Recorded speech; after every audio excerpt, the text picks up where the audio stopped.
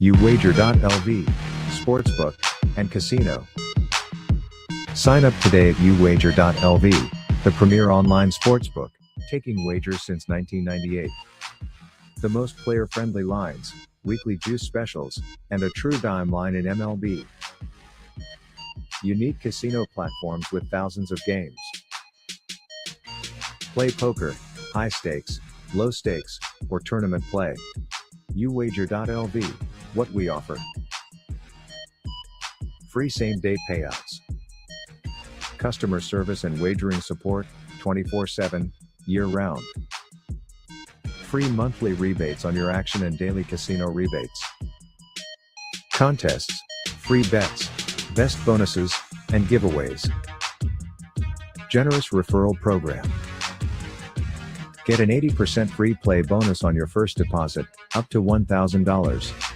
Sign up today, and use promo code SPORTSWEB. Remember, you can't win if you don't play. What's going on, guys? I'm your host, Peter Blake, here of the Sports Web, live from Raymond James Stadium, as we have the ReliaQuest Bowl, Mid-State Bulldogs against the Fighting Illini here, and I'm with Tampa Bay Ray Kennedy here, live on the Evolution of Sports Talk Television. How you doing today, my friend? First time here at the ReliaQuest Bowl. How you feel, bud? Well, you run me in here. The first thing we do is TJ Reeves grabs us, says, I got an interview on CBS on the pirate ship. Come with me. And it's been uphill from there. It's a great day. Festive day out here today at Raymond James Stadium. Absolutely. So this matchup favors both of these teams right now, 8-4. Of course, the big-time story, Mike Leach and the unfortunate passing there. So how does this team respond with Zach Arnett at the controls as the coach? You know, they voted to play this game. They were given a choice. They voted to play it, whether it's in honor of Mike Leach or not. Congratulations to Sonny Dykes, too, also first-year TCU coach, a disciple from the Mike Leach offense, the air raid. And so we're looking for a good game out here. Although Mississippi State has trouble scoring inside of 20s, the Illini are missing some defenders because they opted out. I think it equals out. It makes for a great game today here in the ReliaQuest Bowl. Yeah, no, absolutely. And then, of course, you look at Miss State at this point. We talked about Mike Leach. They want to score points with their quarterback and Will Rogers. But the main story should be the Fighting Illini, because you talk about Michigan. They took Michigan to the limit there, second overall defense and college football right now. But they've definitely been hurt by the transfer portal. So we got probably picked a bad time. Yes, we'll keep it down for a sec. Yes. Thank you. We knew that was so there you go. That's what it's all about. Mike Leach here, but this defense at the end of the day, number 2 ranked overall in college football. They've given some teams like Michigan everything they can handle.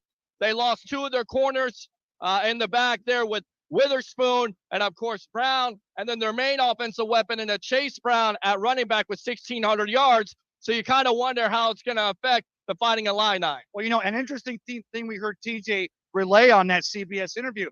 Not only is Mississippi State wearing the dark brown, almost Mississippi mud uniforms, but they're also on the east sidelines here, Raymond James. And Buccaneer fans out there, as you're watching this ReliaQuest Bowl today, look in the third and fourth quarter, as TJ Reeves alluded to, the spot that it's 90 degrees out on their field, that humidity, even though they're from Mississippi, it may start having an effect on the play of the Bulldogs. Yeah, absolutely. So we'll see how this team responds.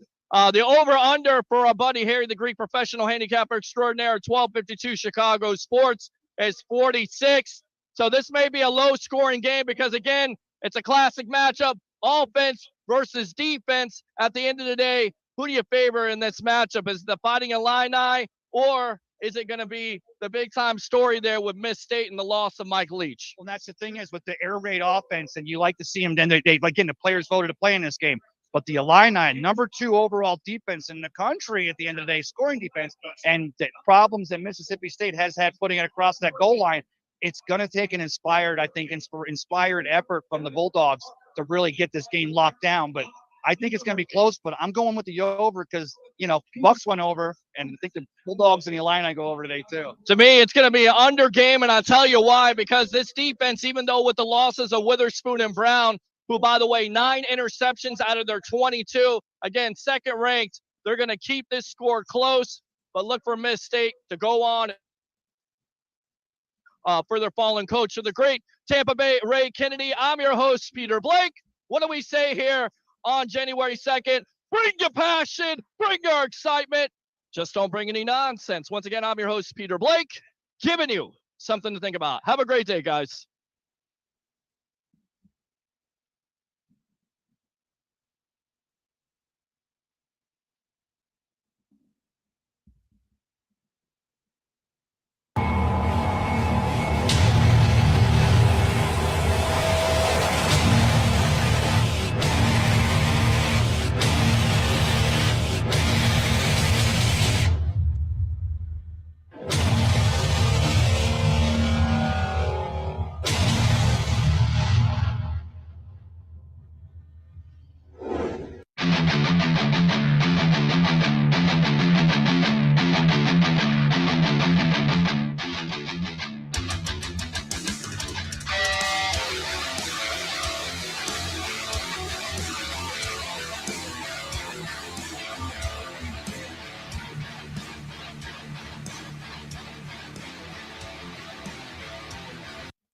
What's going on, guys? Welcome back to another edition of the evolution of Sports Talk Television live here on I Love St. Pete, the Hub, and Amped Up Sports.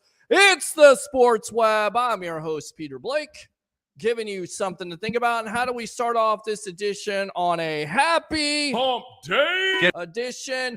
Bring your passion, bring your excitement. Just don't bring any nonsense. On tonight's show, we'll have Harry the Greek, professional handicapper extraordinaire at 12:52 Chicago Sports. And then at 9:30, we will have Jason Powers on Sports Podcast, No Quarter Given. On the Buck Power Podcast Network, we'll have him on, talking, of course, about your Tampa Bay Buccaneers taking care of business. How do you like it, Bucs fans? NFC South champions. How about them Bucs, baby? How do you like it? Definitely want to hear from you tonight. 727-255-0391. It's 727-255-0391. In fact, I got some questions for you guys tonight. First question, do you feel confident going into the playoffs after clinching the NFC South? Put your thinking caps on tonight because this is what we're going to be talking about. Number two, should the Bucs play their starters on Sunday versus the Atlanta Falcons? Yes or no? Number three, who would you rather play? The Eagles, the hated Philadelphia Eagles, who, of course, the Bucs have history with. If I have to go through that, then maybe you're just not a Bucs fan or you're a new Bucs fan. I can educate you if you like. Or the Dallas Cowboys, which the Bucs took care of this year, the first week of the season. Of course, your thoughts on Damar Hamlin, who a lot of people, and let me just say this, this was a tragic event that happened on Monday night. I couldn't believe it. I watched a lot of football for a long time. I've never seen anything like this, a scary situation. And there were some people off air that said, you know what, maybe you should take off. And I said, you know what, maybe I should. And then again, I feel like the Sports Web is a vehicle for you guys out there to kind of take your mind off of things like that. So you can give your thoughts on that. And then the fifth question, of course, what should the NFL do going forward with the Bills and Bengals game and the rest of the games? Tell you what, let's lead it off. Let's go out to Mr. Curtis. Curtis, welcome to the evolution of Sports Talk Television here. Give me your thoughts. Answer some of those questions. How about those Tampa Bay Buccaneers as NFC South champs? And, of course, going to the playoffs for the third year in a row. Welcome to the Sports Web. It was good to see Mike Evans look like Mike Evans finally. Right? Isn't it? And it was good to see that defense finally stand up somewhat in the clutch. Absolutely it was. I agree with you on that. I think it was a much needed team win. I really do. Well, definitely a much needed team win. I tell you what, let me go ahead and bring in my favorite co-host here. Let's go ahead and get his walk-up music on. Here we go.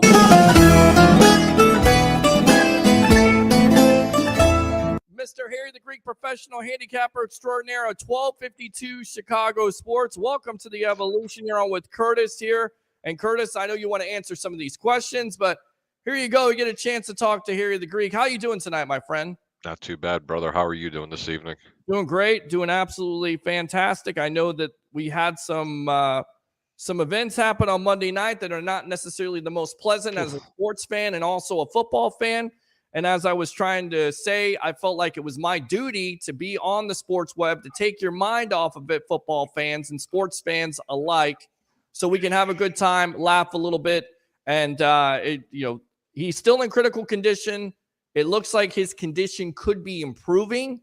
So keep on praying and just thoughts and prayers out to the young man. 50% oxygen level the last time I heard, which is a significant improvement. You know, it's not the first time that I've seen this happen in the National Football League, actually. Yeah, well, I was a very, very, very young boy. I can't remember what year it was, but I could tell you this much. Dick Buckus was was playing for the Bears. And I remember, and I don't know if the guy died, what the case was, but I do remember the opposing team. I don't even remember who they were playing, but I remember Buckus just flipping out and just screaming, and the ambulance is coming down, and I seen him performing CPR. Didn't know what was going on. Yeah, it was huge. I didn't know that, but that was like years and years and years ago. I mean, I was very young, but I do remember bits and pieces of it. I really didn't understand, what was going on. But wow, that's shameful. I want to touch on that situation first before we get into anything else. So I had a guy at work the other day. We had two guys at work the other day. One's a Bengals fan, one's a Bills fan. Right. And one of the guys was kind of being a D-bag, and he was like, why didn't the game continue? I said, listen, let me tell you something. What? Hold on. I said, number one, you have to remember, we live in a social media world nowadays. Everything that's done on TV, anything. Yes, honey. Okay, thank you, baby. That's sweet. That's absolutely sweet. Anyway, we live in and by the way, it's Hughes for the Lions, not the Eagles. I don't know why I said the Eagles, but I don't remember who it was. Yes. Did he die, Peter? Yes, he did. He died off the field. Yes, sir.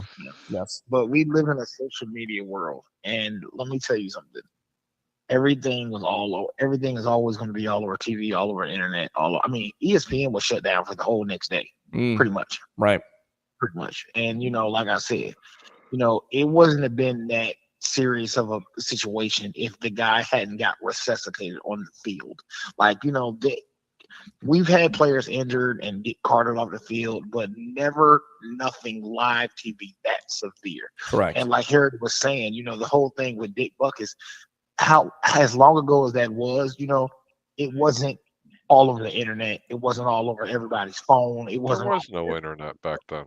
No, exactly. My point being is this information is worldwide at the blink of an eye. Mm-hmm. And they had to do whatever they had to do to make it family friendly environment for everybody. Because right. I mean, the people that I feel bad for were some of the people in the stands because they were just sitting there watching it, and they just, it's scary. And guys, it happened in 1971. Yeah, I was 5 years old. I told you I was young. Yeah.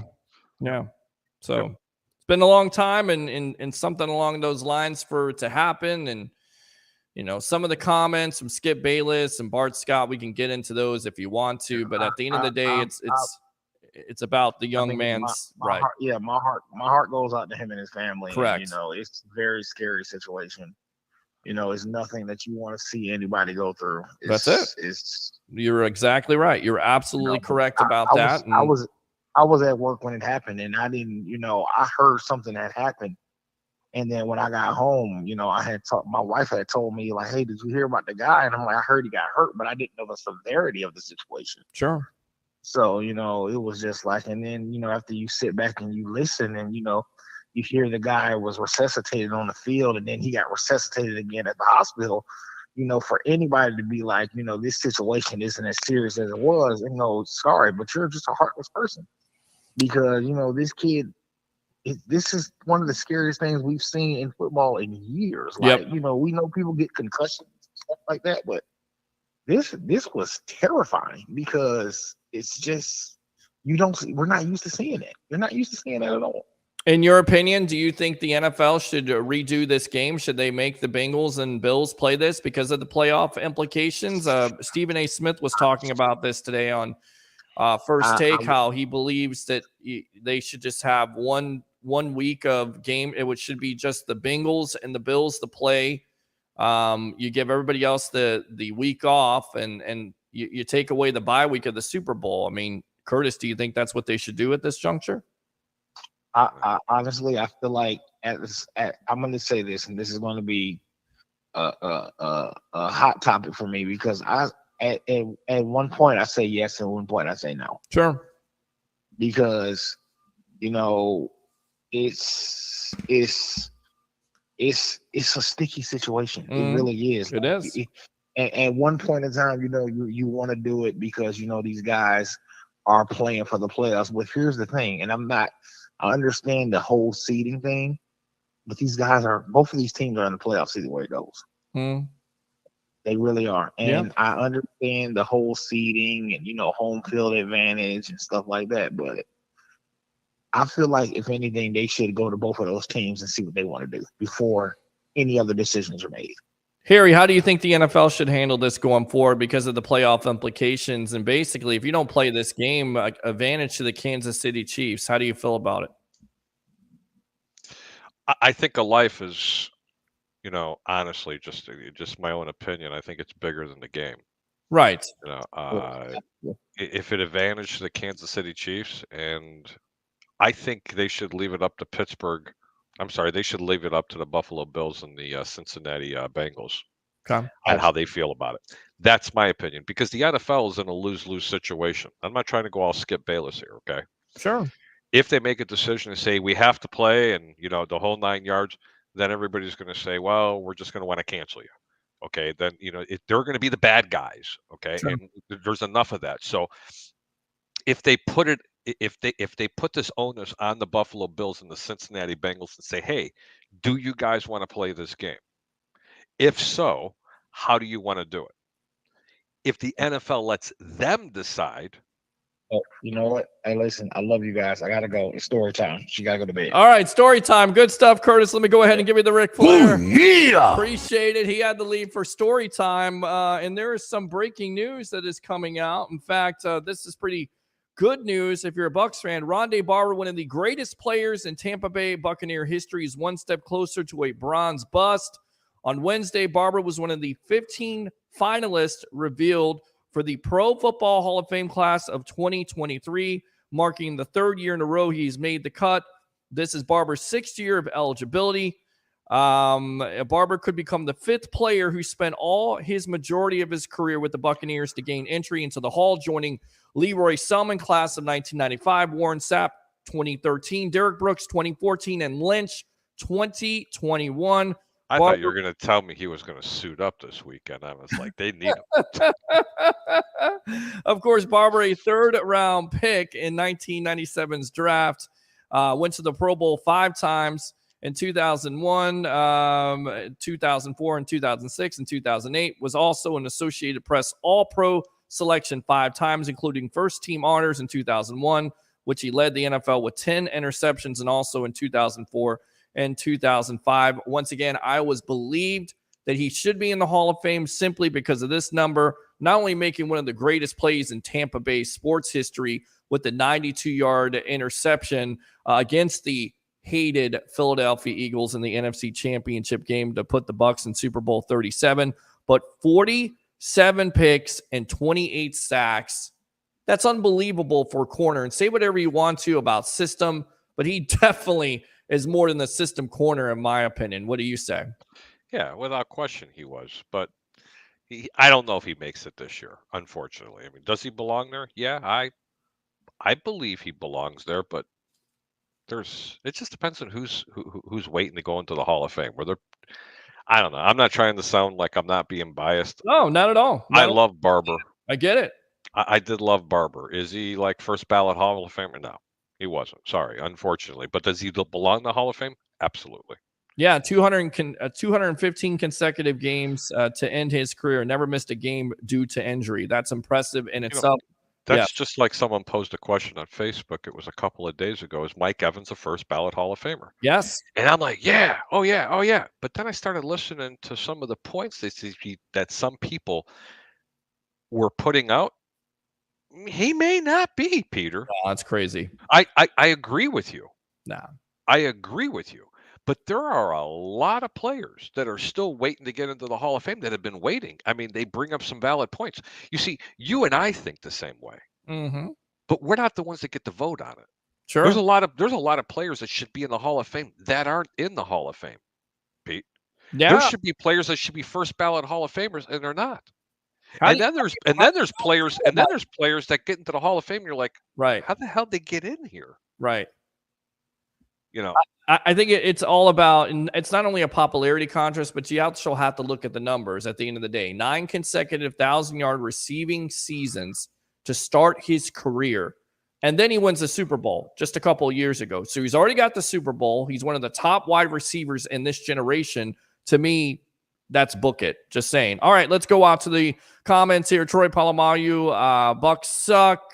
Starting off early, Troy. Shut up! Falcons hey, win Sunday. can I say something to Troy? Yes, go ahead. Hey, Troy, please. eat shit. Thank you. All right, so there you go, Rick. Falcons will win Sunday and move the draft 6 spots. By the way, I heard this. Is this true? The Falcons are actually favored in this game? Hey, I didn't want to bring that up. Okay, I will get back to that. I didn't want to bring it up. Yeah, they're 4.5-point favorites in the game. By the way, the Falcons started the week out being 6-point favorites in the game. The reason why it's only 4 is because nobody knows if the first stringers are going to play. Correct. I'm going to tell you right now, they need to play. They need to have that momentum. They need to put a dagger in this team if they want to go anywhere in the playoffs today. This is not the time you want to go resting people. You're getting some of your offensive linemen back. They need to play at least a half of football. Nothing personal. I'd make them play the entire game.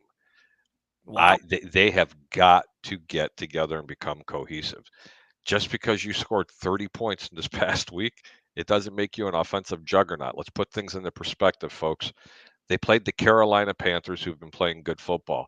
This is not the Philadelphia Eagles, nor the Dallas Cowboys, or the San Francisco 49ers. This was the Carolina Panthers that you put 30 points up on there. Let's do it up again. They should put 35 to 40 up on Atlanta and then go into the playoffs with a little bit of momentum. Go back to the Super Bowl, Pete, and that year. Remember the Final 4 games? Correct. Remember the dominance that they showed? Do you Yes. remember when that team flipped the switch? It was against the Atlanta Falcons in the second half. They were getting their ass handed to them. 17-0. Yes. Yep. And from the second half forward, they just ran the table. They have the chance to do that again. However, with that being said, you're not going to go anywhere in the playoffs by resting your players this time. Sorry. I agree. Let's go out to Ed here. Ed from Palm Harbor. Welcome to the Evolution. You're on with yours truly, along with Harry, the Greek professional handicapper extraordinaire. Welcome, my friend. Hey, man, I saw that game the other night when that guy took that hit and he collapsed and my heart just fell to the floor, dude. I was like, oh my God, is he going to be okay? Mm-hmm.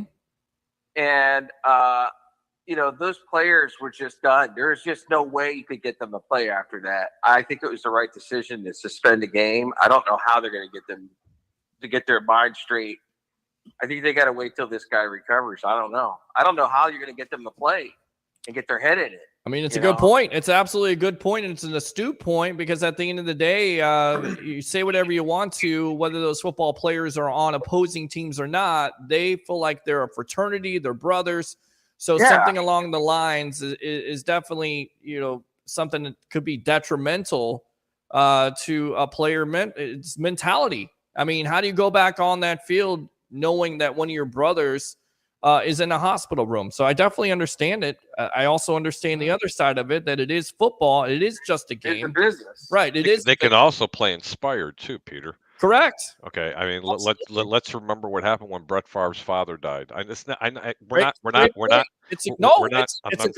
give a parallel there. The guy comes in, he plays, and all of a sudden he had a career game. Correct. Okay. This could be the same thing. My personal opinion, let the two teams, because whatever the NFL decides, they're going to be wrong, no matter what it is.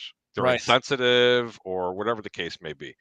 But if the NFL puts it up to Cincinnati and Buffalo, let them hash it out. Do they want to play? Hey, you know what? Then And I thought it was somewhat ridiculous that the NFL was trying to give them 5 minutes. It almost seemed like, well, these players need a 15-minute cooling off period, because we know when you're a media member, after a loss or a win, they need 15 minutes to cool off. After that, you give them 5 minutes.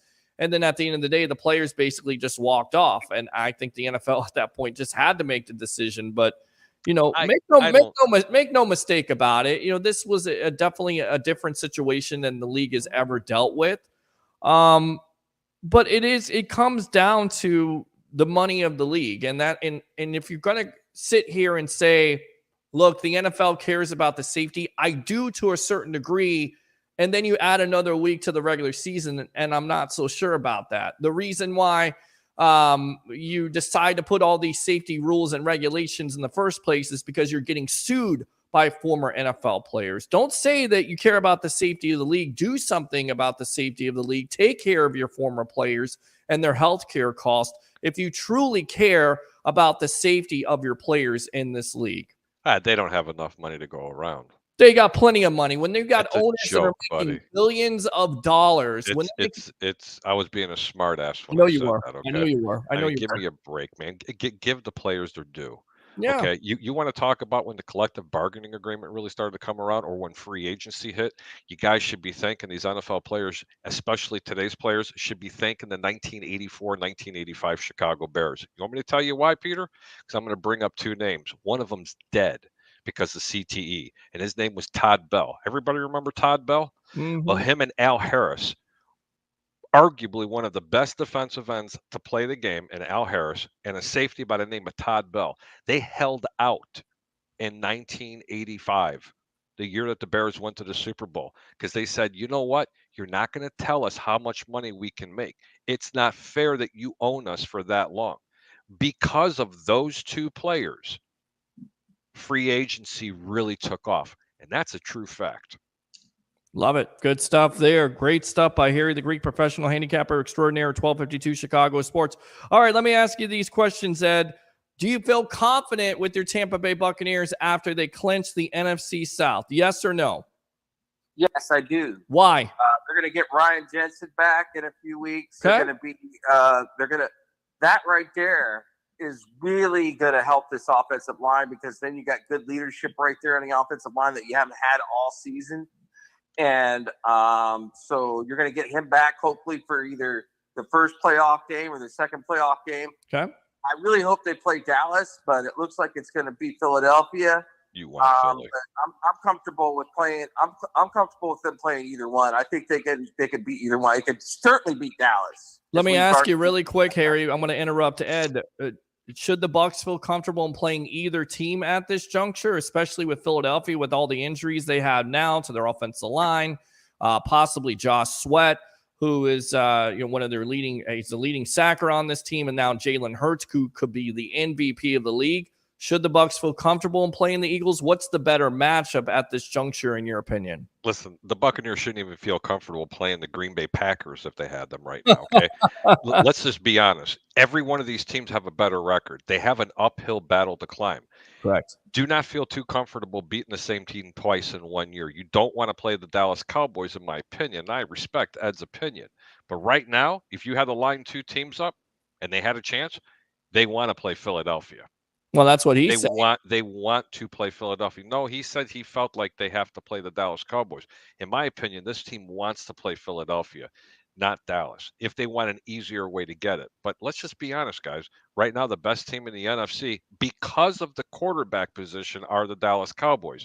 I would give you San Francisco, but I am not a believer in a quarterback that's going to be making his fourth or fifth start in the National Football League. Sorry, he's not Tom Brady, for Christ's sakes. Yeah, I agree with you on that. And it's the strength of the running game by Christian McCaffrey and, of course, that defense. But, Brock Purdy has been getting it done. And who knows, they may have Jimmy Garoppolo back, and that may be a quarterback controversy. But we know that Jimmy G can win games, but he can only also take you so far. So they may go with Mr. Irrelevant himself, who has been relevant. All right. Should you play the starters on Sunday versus the Atlanta Falcons, Ed? I don't think they should, but I think they will. I don't think they have much of a choice because it's not like you got 11 other guys that you could start on the offense. You don't have 11 other guys that you can start on the defense. Great point. Some starters are going to play. Some starters are going to play, most of the game, and some won't. So that's what I would do. Makes sense. Yeah, All right. I definitely would start Tom. Definitely would let him sit out. We'll get to Tom and what. But wait a minute. So you don't think they should play Tom Brady? No. Really? And that worked out really well this year for him. If it was a game that was necessary win, yeah, you got to play Tom.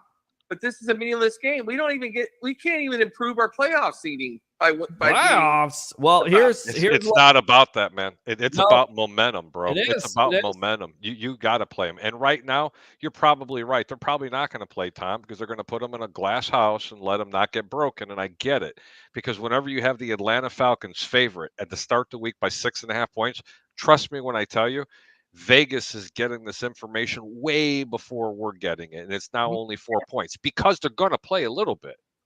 Okay, yeah. The Bucs are going to play a little bit, and if that's the case, shame on them. Todd Bowles needs to be a little bit more strict and say, "Tom, you're playing." And this is another problem I have with the extra game. They should allow them to have more players on the roster. They should. 53 players just isn't enough. Well, I tell you right now, it's an absolutely good point there, Ed. And it is. Ed's bringing it tonight. Ed is definitely bringing it tonight. What else, Ed? That's basically about it. I think that the Las Vegas people are out of their minds. If the Bucs play their starters, they're going to beat the Falcons. That's it. All right. Well, they're obviously, according to Vegas, they're not going to play their starters for very, very long. It might be one series because they are only 4-point favorites. Good stuff, Ed. Let me go ahead and give you the Byron. How about them Bucs, baby? Appreciate you. Use that second call. Let's get out to Alex. Alex from Largo, welcome to the Evolution. You're on with yours truly, along with Harry the Greek, professional handicapper extraordinaire. How are you doing tonight? Let me ask you some questions, my friend. Do you feel confident in this Bucs team now after winning the NFC South?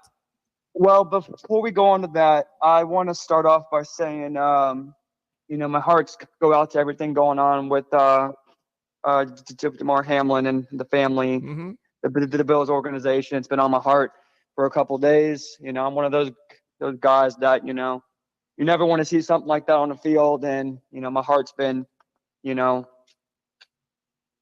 feeling for the whole organization, the family, and Correct. Of course, Damar himself. So my best wishes are out there to all of them, to him. I'm glad he's doing better. I guess the reports are he's doing better. So that's always good.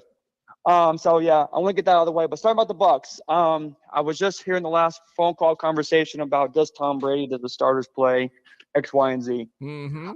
I think Tom plays minimum half the game. Okay. I don't think he'll play a whole game. Do I think he'll play half the game?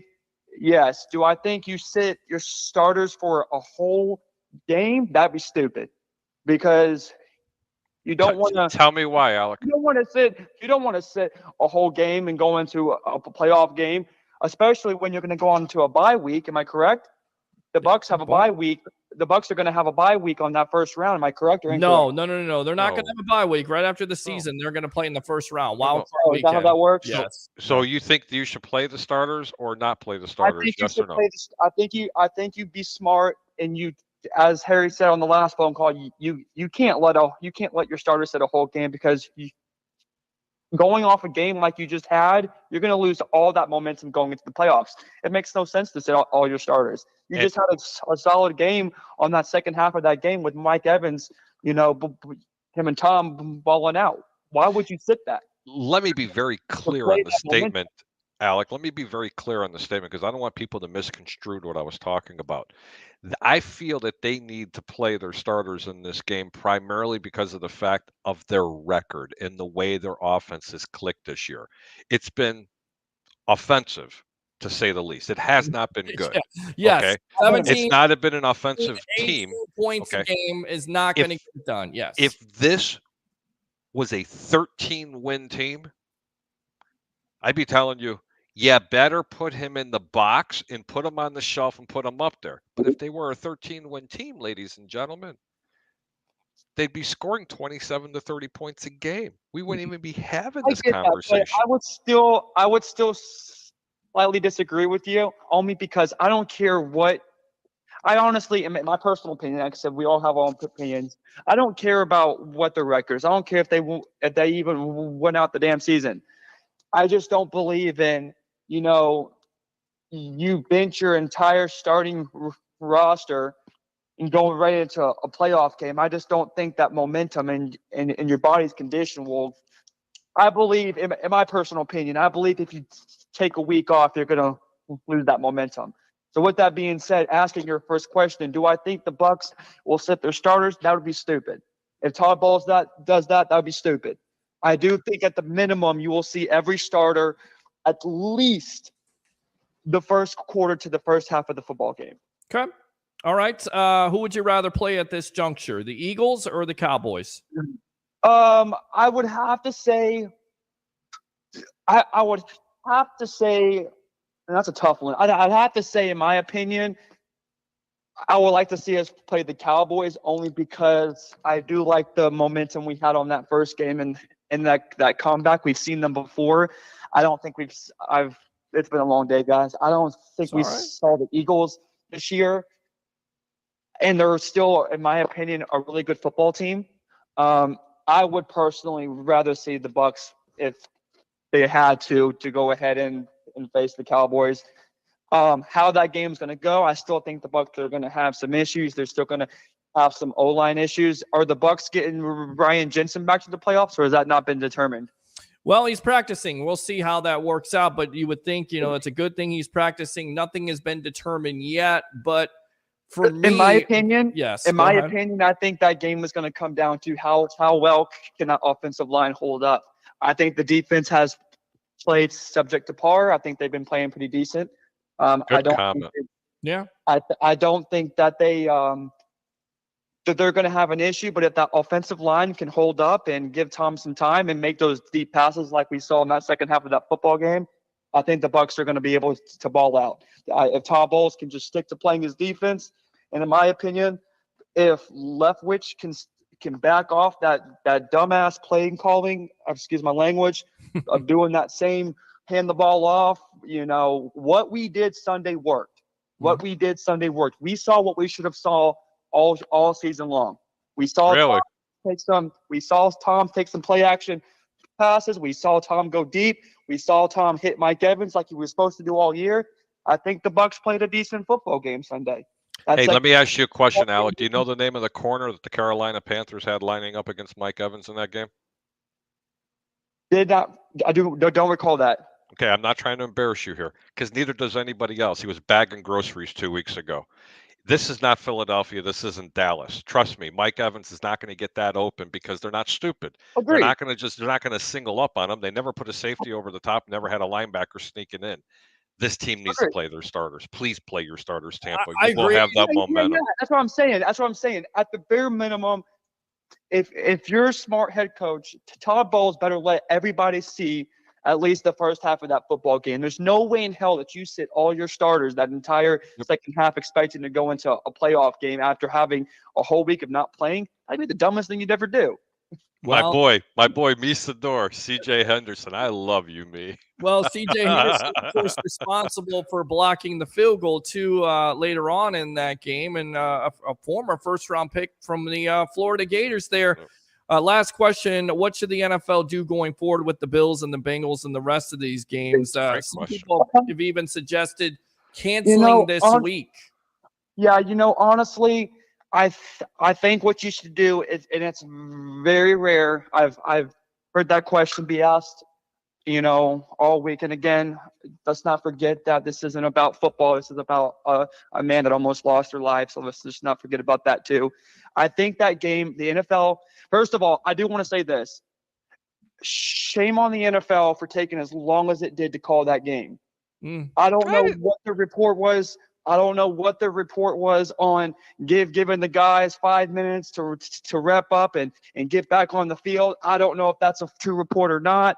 But the fact that it took the NFL that long to call that game is absolutely And everybody knows how we all feel about It's consistent. about It's consistent with the if they- NFL. It's the consistent. NFL. Bottom line, they still I called think it though. that's They called the absolutely- game. They did, I- but I agree with Alex. But again, I go back to this. It's consistent. When it costs them money and it's about the bottom line and it's bad PR and it's a bad black eye, that's when the National Football League makes it. Right. you even dared think about even making a call about getting them re-repped up or getting them re-warmed up, whatever you want to word terminology you want to use, Sure. is absolutely appalling and absolutely a disgrace to the family by the National Football League. Well, isn't New York making that call? I need to interject here. I'm going to kind of just edge toward the side of the NFL here. Sure. I mean, that's New York making that call. They knew about as much, maybe a little bit more, what was going on. For all they knew, it could have been a huge injury. I'm not blaming them. I'm not blaming the NFL. I'm blaming whoever took that long to make that call. Well, I'm that's just the NFL, and that's up to the players and Yeah, associations. that was really up to the players and stuff. Roger, that's up to the Roger Goodell. That's up to the powers that be, if you will, to make that decision. And they were kind of treating it as such here, Harry, like it was a concussion. And we just seen months ago, I didn't like it. Look, right. I mean, didn't I'm sorry that the man just almost lost his life. It's just, I mean, had to be performing given CPR CPR on and the field. resuscitate. Yeah, it's a Yeah, scary that was horrible. situation. Right. And you're saying, you can't I'm going expect to the give you mentality of 5 a minutes player. to warm up and get over what you just experienced as an You got NFL two football teams. player. You got two Allegedly. full teams. Right. I You can't. got a See, full- I want to see the good, and I want to see the positive in everybody. I would hate to think that the conglomerate can leave the humanistic thing out of it. Okay, just a human touch out of it. I'm sorry. I just don't want to believe they actually said that. Did they say it? Probably. Right. But we don't know the exact facts. What were the underlying facts? What was said? Hey, we're going to give you 5 minutes to go ahead and get ready. I mean, Well, Joe Buck announced it on the broadcast for ESPN. I mean, that's what he was But, told hey, that he guys, was saying hey, by guys, the NFL. I don't want to turn. Right. Hey guys, I'm not trying to interrupt. I don't want to turn this whole thing into a negative. Listen. I want to tell you put something. two more- Listen, Alex, I want to tell you something. I want to tell everybody something. This is not a show you're going to get canceled. This is a show that I'm going to give you the opportunity to say what you want to say. I'm not canceling you. I'm not banning you. I'm not going to disrespect you. This is not that type of show. So if you listen, he leaves a disrespect for me, man. That's right. I leave it for the co-host there because you know why? Because Harry the Greek has the shoulders to handle it sometimes, because sometimes he will carry this show for me when I don't need to do that. So yes, I will sometimes, give my co-host hell, but they can handle it. I know they can handle it because I put them through the rigors of hell through this show to handle it. But it's Shout out to Andrew Davis. It's down at the bottom. It says Troy Vincent was on the phone with Roger Goodell from the beginning and said there was never any discussions of restarting the game. So again, it could be someone out there trying to make a name for themselves and making the NFL look like, they're just insensitive people. I don't want to believe that the National Football League would do that. Yeah. Because honestly, I don't think so either. Because listen, at the end of the day, we all know how some of the media can be. You know, I mean, I the media never lies, right? I also want to let you know. Listen, I also want to let you know that I'm not naive, because here's a league for about 20 to 25 years that knew about concussions and knew about how detrimental they were to former players and how players were dying and how they were sick, and they weren't doing anything about it until the former players and had lawyers go after the league and call them out. And then they started to pay attention. Why? It's a bottom line. So I love the NFL. I love football, but I'm not that naive to think that maybe somebody said, well, if we can get off the field, then maybe we can start the game because it's a big game. And of course, Monday Night Football and ratings. I'm not that naive to think that there's something not going on, because that is the way the NFL is. Until shit hits the fan, excuse my language, until shit hits the fan when it comes to the NFL doesn't react. Hey, guys, Period. and I want to add this into it, guys. I do want to add this, okay? Do I ever think Do I ever think any guys were going to go back on the field and play a game of football? No, come on. I mean, I don't think all of us are that naive. However, I do want to leave the conversation on a good note. Well, number one, to answer your question, you asked me a question about how that game should be handled. That game should end. That game should end in a no contest. It's happened. I think that's how they should. A tie, basically. I think the game should end up in a tie. I don't think they should restart that game. I think that's how the National Football League should handle that game. Do I think that's how it's going to be handled? I don't know. But I do want to leave this whole conversation on a good note. There is one good thing that came out of all this. In my entire 29 years of life, I have never seen this entire country come together on a man that just almost lost his life, and just to see the impact of people and emotions and people coming together to pray for a man that just lost his life. Listen, I'm a man of faith. I don't know you guys' personal lives, but I will say one thing. It's been a blessing to see people come together. Amen. And people be encouraged, all over this country. I mean, we just watched ESPN say a prayer for the man that almost just lost his life. That's something I have never, ever seen in my 29 years of life. So, yes, I don't want to sit here and talk about what would have happened. Was the NFL gonna restart the game? Were they not? Who cares? Who cares? What does matter right now is the fact that he's still alive. He seems to be getting more healthy, and that's always good. But it's most important the fact that this country has some humanity and can come together during a time of hurt. Great stuff. And X, Y, and Z. So long story short, guys, I got to go. I appreciate you guys. I hope the Bucs. I think to answer y'all's question, start your starters first half of the game. Get them reps in. Get Tom. Tom Brady ain't gonna sit for a game. If you guys think that, you guys are wild. I think at the minimum he plays the first half of the football game. Other than that, the Bucs played a good game Sunday, and go into the playoffs. I really do hope that the Bucs can kick ass. All right, guys, I love you. I appreciate you, and I'll see you brother. on the next show. Good stuff, Hey, God man, take bless care. you. Let me give you the Macho Man right there. Use the second call. I want to go out to these comments here if you want to hang Hold out. on. And by the way, a little correction. There was another player that died for the Chicago Bears from CTE, and I got them confused because they both came into the NFL about the same time. Both are safeties, Dave Duerson and Todd Bell. Correct. Absolutely correct. Jason Powers, I see you there. We'll get him on. Harry, we'll get you out of here in just a moment unless you want to hang out. Bucs are proud to be champions of the weakest division in football. This guy sucks. Let's go out to Corey King Brown. AC playoffs for AFC and NFC. No bye week playoffs. A seed. Screw noodle arm Brady. Welcome to Tampa. Derek Carr. This guy sucks. Let's go out to Corey.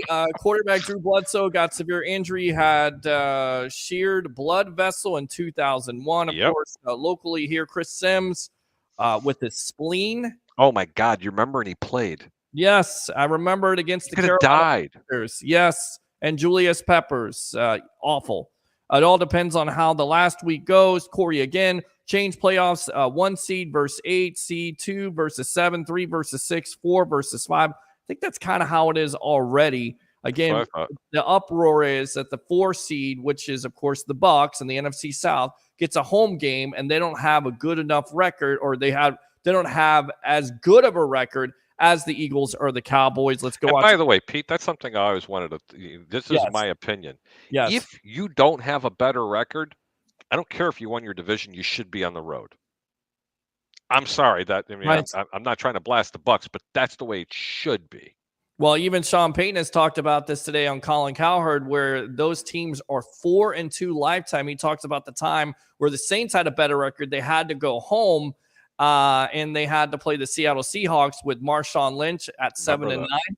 And that wasn't necessary. And everybody assumed, because 7-9 Seattle, they were no threat. They're probably the biggest threat. We'll get into those comments in just a little bit here. They had that Mo going into the playoffs too. Exactly. You're exactly right. Let's go out to Andrew Davis. Assuming the Bengals beat the Ravens, they got the division either way. So skip the game, have the Bills-Chiefs play at a neutral site if they end up playing each other in the playoffs. What do you think about that? I agree. Okay. All right, Andrew. Again, both. It's a great idea, man. It's just a great Hall idea.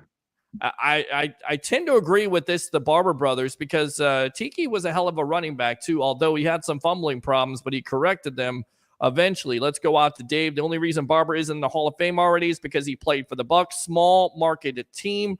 Agree with that. Ooh, yeah. Let's go out to Dave. Evans is a first ballot, period. Yes. How about them Bucs, baby? Andrew again, yet some like Tony Baselli get in. Tony Baselli to me was one of the best tackles of all time in his generation.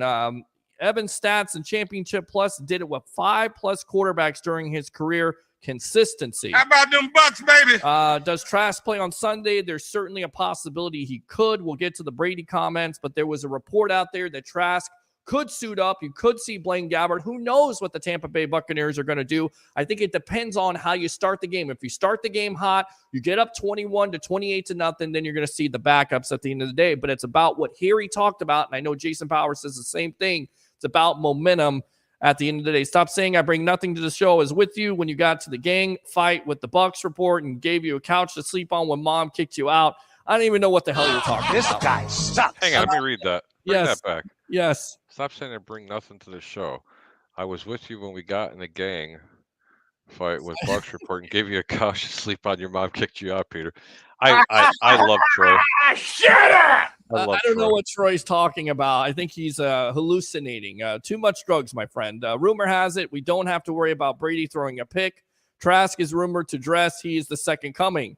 Dave says, do the Bucs go more no huddle in the playoffs? Thoughts? Yes, I like to see the more of urgency. You shouldn't have to get up 20, or you shouldn't have to get down 21 to nothing to have urgency. I like to see them come out and establish that. But knowing this coaching staff, who knows at the end of the day, you want Philly coming in riding a losing streak. It's famous Philly flop. Okay. Corey says NFL needs to change playoffs. All right. We read that one. Troy says, where is brother dude? That would be Ray Kennedy. He's not on tonight. Tom plays the first half, then sits. Okay. Dave, again, I know Godwin plays at least till he gets 2 catches and 32 yards for 100 catches and 1,000 yards. He could also go over 1,000 yards receiving, which is amazing for a man that's coming off the injury that he came off of last year. What you did Sunday worked because the Panthers have no one that can cover. Although, to be fair, Andrew, the Bucs have had the problem, even with injuries, not getting the ball to Mike Evans. The Pittsburgh Steelers were able to shut down Mike Evans. Why? Because the Bucs shut him down by not having him in the game plan. So I understand where you're coming from, but once again, it comes down to this offensive staff having the opportunity to give him the play calls, get him the ball somehow, some way. CJ Henderson, Corey says Mike Evans versus Josh Norman. Corey, he went deep and they were in quarters one time, but teams are going to play us 2-man high under. Corey Hall, good stuff here. Very good. How about them Bucs, baby? Brady had that hop swagger going. Andrew, Troy Benson was on the phone with Goodell from the beginning and said there was never any discussion of restarting the games, according to him. Who knows? Cancel Alex, cancel you. This guy sucks. NFL, all about money. They wanted it. Play, trust. I should call and put you guys in your place. Who is this? Well, who is this? Who is this? Here, call me. Please put me in my place. I went over the Cowboys is easy work. Dak will crap the bed in the third quarter. What did Barber do that makes him a Hall of Famer? Was he better than Lynch? No. Look at the numbers. He wasn't better than Lynch, but he was just as good and made some tremendous plays in his career. There you go. Andrew says Philly isn't riding a losing streak. It's riding a backup quarterback. Big difference. Only one loss with Hurts. Peter H. Blake, you do know how need to watch those dishes or get an office. I don't know who this is. Who is this? It's Wilson. Dan Wilson. What's going on, Dan? How you doing, buddy? How about them Bucs, baby? Put me in my place, Dan. Come on now. Wash dishes. Bengals versus the Bucs. Super Bowl rematch. Regular season loss. Hey, 0-17 lead. Pete, Yes. Pete, come back here. Yes. See, Dan, he came in already, and he's already done my dishes. Take a look. There's nothing dirty. See? That's it. All clean. And Dan, good job, Pete. You've got a business out there. If you want to sponsor here or have a sponsorship with the Sports Web, more than happy, my friend. We can sit down and talk shop if you want to. Love you, Dan. Thanks a lot. Longtime friend there. Laugh out loud. Andrew says, Wilson, the volleyball. Laugh out loud. All right, Harry. I know. Wilson, the volleyball. I Andrew, got you. dude, I gotta shout out to my boy, Andrew. Yes. And I want to get out to Jason Powers. We're going to get out to Jason Powers really quick here. And then I can go. Okay. All right. I'll tell you what. You go ahead and finish off. We'll get out to Jason Powers. Give me your final thoughts on this game on Sunday. You know what? Answer some of these questions for me really quick. Do you feel confident about the Bucs winning the NFC South? Should the Bucs play their starters on Sunday versus the Falcons? Who would you rather play, Eagles or Cowboys? Your thoughts, of course, on Hamlin. And what should the NFL do going forward with Bills and Bengals? Go. Okay, well, I think, world peace needs to be. I'm kidding. Shut up and be quiet. This guy sucks. Listen, man, play your starters. Beat this team like a drum, like you're supposed to. Who would you rather face, Dallas or Philly? Philly, for every reason that I've given. I'm not going to sit in my soapbox and explain why. You're going up against a very, very injured team at this time. Dallas, it's hard to beat a team twice. It really is, especially in the same year. Hamlin, God bless you, son. I hope you come out of this. And let's talk about something a little bit better. Ready? Mm-hmm. How about if the Bears lose, they lock up the number 2 pick? But hold on. Mm. The Chicago Bears could have the number 1 overall pick if Houston decides to beat up on who? The hapless Indianapolis Colts. And FYI, Justin Fields is not playing. I wonder how many first-round picks they could get for that number 1 overall pick. It's a good point, and it's disappointing because he has the opportunity to surpass Lamar Jackson's 2019 rushing record, but he's not going to play. Harry the Greek, professional handicapper extraordinary. Thanks a lot for joining me here on the Evolution of Sports Talk Television, my friend. We'll see you soon, all right? Do me a favor. Tell Jason I said hello. Great work. Really good job for the Reliance Bowl. It was great to see Illinois the way they were playing. I got to catch some of that when I was coming back from Orlando, and I'll tell you what, it was a lot of fun. It was a lot of fun. I wish you were there. We'll get you out there one of these days. I promise you, my friend. All right? Take care of yourself. Thank you. Thanks for having me on. Good night. All right. Harry the Greek, professional handicapper extraordinaire, 1252 Chicago Sports. We're going to get on with Jason Powers. Open phone lines. I got questions tonight. Do you got the answers? 727-255-0391. It's 727-255-0391. Let's go out to Jason Powers. Powers on sports broadcast or podcast, excuse me. And of course, the No Quarter Given podcast on the Buck Power Podcast Network. Welcome, my friend. How you doing tonight? What's going on, man? How you doing? I got some questions for you here. Do you feel confident with the Tampa Bay Buccaneers going into the playoffs after they clinch the NFC South? They will be just fine, I think. I don't think this week will have much of any bearing on how they play next week against either Dallas or Philly. I think they finally got a little mojo going last week in the fourth quarter. That was nice to see the connection with Brady and Evans getting back on track. And again, I think if the defense can get healthy, if you get Vea and you get Carlton Davis back, Jamel Dean, we got a chance here to win a game or two in the playoffs. I'm not saying they're going to go to the Super Bowl because, again, depends on the matchups in the second round, the divisional round. If you can somehow avoid San Francisco in round 2 and maybe get Minnesota, that would be ideal. But we'll see how that unfolds. Absolutely see how that unfolds. You would have a better opportunity, even though Minnesota's got all those offensive weapons with the Kirk Cousins and, of course, probably one of the best wide receivers in the league, if not the best wide receiver in the league in Jefferson. You got Thielen, of course, Dalvin Cook, which still I want to kick my TV or I don't want to kick my dog, of course, because he'll bite me, but want to kick my TV because the Bucs didn't draft him over an OJ Howard. That's neither here nor there. All right, with that being said, should the Bucs play their starters against the Atlanta Falcons? Now, I want to read these comments from Mr. Tom Brady here because there's some controversy here. It's always up to coach, but yeah, that would bother me. It's like saying, I really like what you had to say, but that's what I think of. Like you say this, but, I'd kind of be bothered by that. He says, I haven't missed a game only then through my ACL injury. And then in 2016, I missed the first 4 games. Other than that, I played them all. He goes on to also say on his Let's Go podcast, I think you say it's a meaningless game. I understand the context, but I don't think anything's meaningless. And everything's in preparation for what's ahead. I think that you could look at it, okay, it's not going to matter per standing, but it matters because you're a professional. It matters because it's performance. It matters because it's your job. It matters because it's a football season. We're paid to be football players, and it's all these decisions. I'm not the head coach, so I don't make those decisions.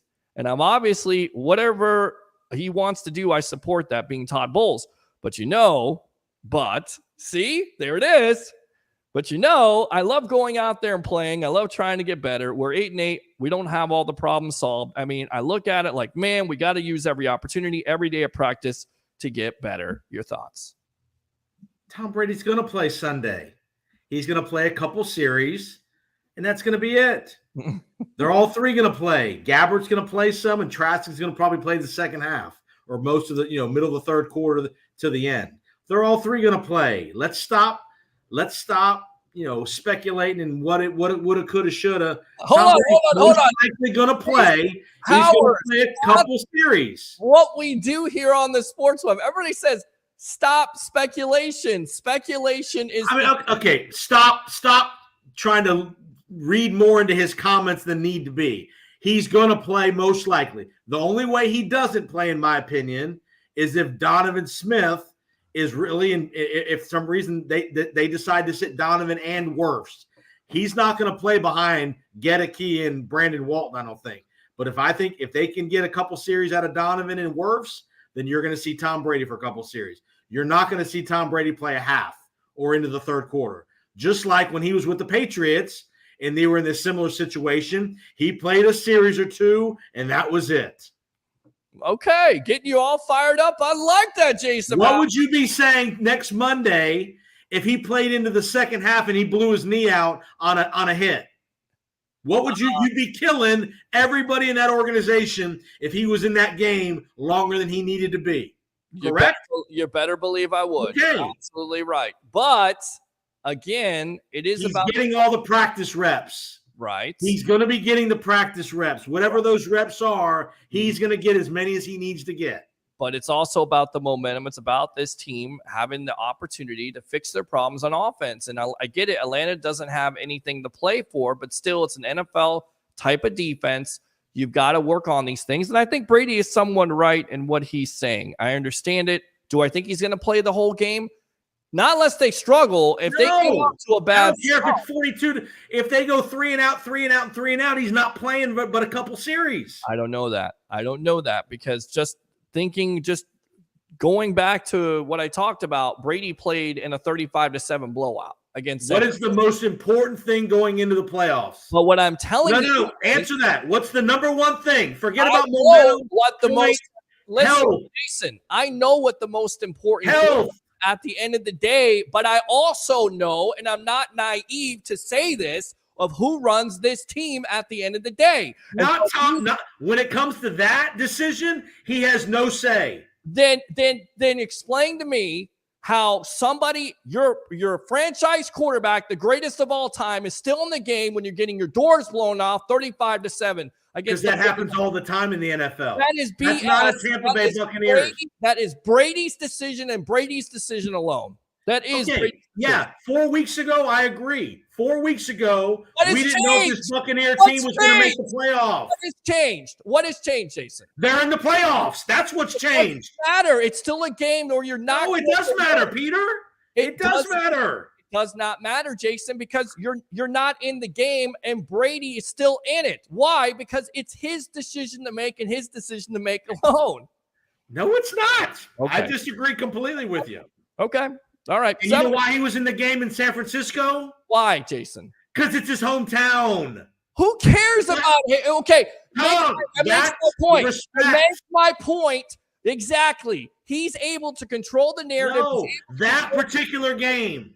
If that game was in Seattle or Miami or Cleveland, he wouldn't have been in the game. He's been in the game before. He's played in blowouts before, Jason. Okay. So these comments right here tell you everything you need to know. That was the point of the whole debate here. We're on the Sports Web. I'm your host, Peter Blake, along with Mr. Jason Powers.